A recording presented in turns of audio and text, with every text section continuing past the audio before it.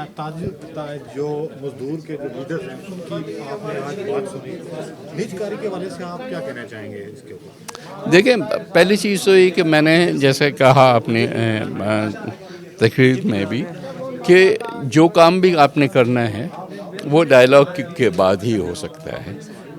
Unilaterally कितनी भी ताकतवर हुकूमत हो, और इंटरिम गवर्नमेंट्स कभी ताकतवर नहीं होती, वो यूनिलैटरली कोई काम नहीं, खासकर निजकारी जैसा कॉम्प्लेक्स काम जो है वो नहीं हो सकता। आपने उसको अच्छी तरह से देखना है कि आप इसमें से करना क्या चाहते हैं। हाँ, हमारे यहाँ कई इदारे ऐसे हैं जिसमें रिफॉर्म की ज़रूरत है, लेकिन रिफॉर्म दोनों तरीक़ों से हो सकता है।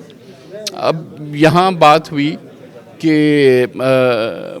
हेल्थ सेक्टर में सिंध गवर्नमेंट ने ये दिखाया कि हेल्थ सेक्टर में ऐसे ऐसे इंस्टीट्यूशंस पब्लिक सेक्टर में आज चल रहे हैं कि प्राइवेट सेक्टर की जो हॉस्पिटल्स हैं वो बंद हो गई, क्योंकि जैसे NICVT, SIUT, गम्बर्ट इंस्टीट्यूट, ये सारे जो हैं सब पब्लिक सेक्टर हैं और मुफ्त में इलाज करते हैं, और वर्ल्ड क्लास जो है वो फैसिलिटीज़ उधर होती हैं। तो ज़रूरी नहीं है कि प्राइवेटाइजेशन ही हर चीज़ का एक हल हो, लेकिन आपने सेक्टर टू सेक्टर देखना है।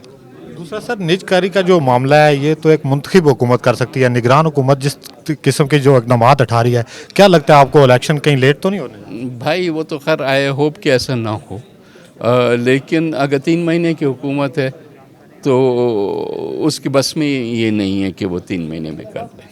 Thank you sir.